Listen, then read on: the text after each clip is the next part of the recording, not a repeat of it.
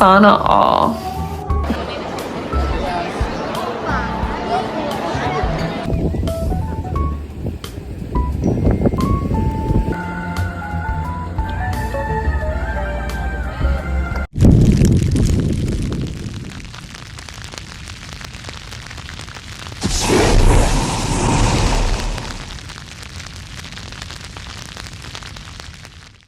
Hey guys! Hello for another vlog. So this for today's video.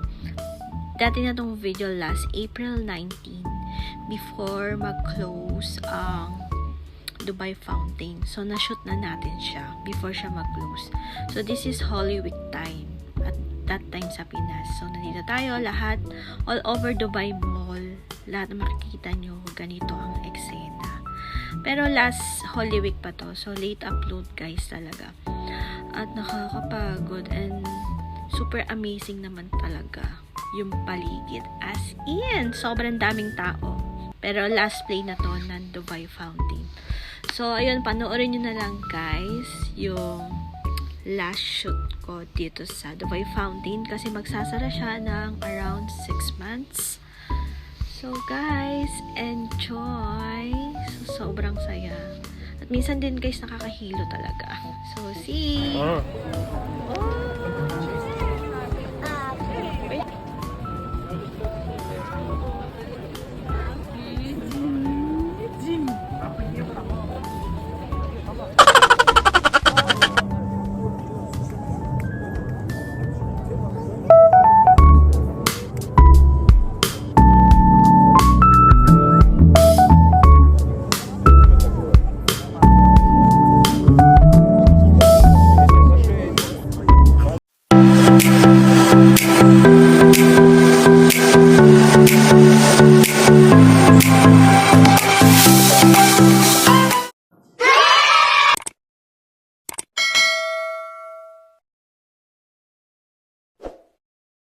Hey guys, what can you see around Dubai Mall? Meron ditong skiing, like Mega Mall, right?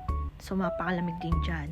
Tapos, paglabas mo sa around mall, makikita mo dito, yung dancing fountain. Ayan, magsisimula na siya at that time. So, sobrang ganda. So, isa-isa pala siya. So, ganyan. So, nakatutok lang yung camera ko dyan. Tapos, pasabog, bugs, ganon. Tapos, ganyan-ganyan siya. Nandun ako, guys.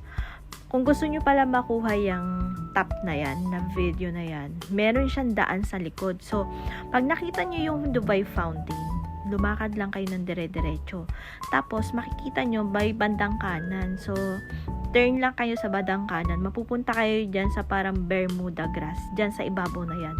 Dyan yung perfect view para makuha nyo yung Dubai Fountain na palabas. So, sobrang ganda dyan. Hindi ko rin alam yun. So, may nagdala lang sa akin dyan. So, ayun. Ano siya, perfect talaga siya for that view. Kasi lahat kuha mo at bibihira lang ang nakakapunta dyan.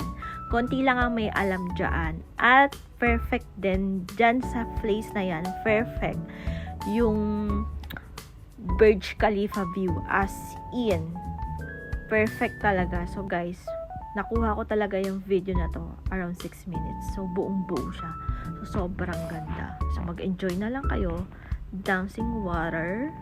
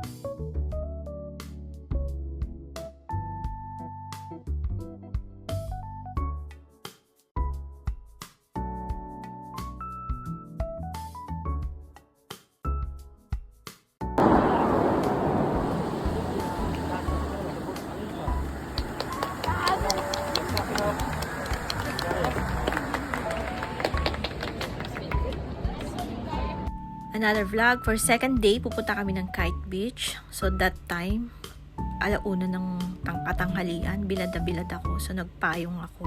Kasi sobrang init. Maganda pumunta dito guys sa Kite Beach. So mostly European people nandito. So kung gusto nyo makita ng mga afam to the max, nandito lahat. So maganda dyan. And then gabi, wala akong magawa. Punta na naman ako ng Dubai Mall. Kasi alam ko yung Dubai na yun, hindi ako maboboring. Kaso nga lang, minsan sobrang daming tao. So, ayun, sinulit ko na yung araw na to, guys. Kasi alam kong malapit na din magsara yung Dubai Fountain. So, ayun. Tapos, ikot-ikot muna ako dyan. Nakita ko tong dinosaur na to na walang ulo. So, ewan ko bakit wala siyang ulo. I don't know why. Basta nakita ko lang siya, tapos video. Then, punta ako Dubai Fountain, magkalapit lang yan. So, ang ganda dito guys, alam niyo yung tipo na sabik akong lumangoy. Kasi nga, malalim siya. So, maganda siya, malalim. Pag malalim sa akin, gustong-gusto ko. At sobrang daming fish. May bayad din, syempre. Diyan lang ako sa labas. Kaya, ayan, video lang ako. Which is, nakikita ko naman. Ganun rin naman yan. Sa Cebu, meron yan sa atin sa Pinas. So, diyan na lang. Stupidity. Which is, ganyan din naman makikita mo dun sa loob. O, diba? Langoy-langoy lang din. Nakikita nyo yung mga shadow ng tao. Ayan. Kasi nga, sa labas lang ako. Ganyan lang siya. Tapos, yun, makikita nyo, may mga ganyan. Sa dami. Habibi, come to Dubai. Parang weekends. Weekdays ako nagpunta dyan, guys, ha. Weekdays. Ganyan kadami ang tao. Tapos, yun na naman, nainip ako. Labas na naman ako. Last play ng, Dubai Fountain. Tapos, makikita nyo yung view. Ayan. So, enjoy.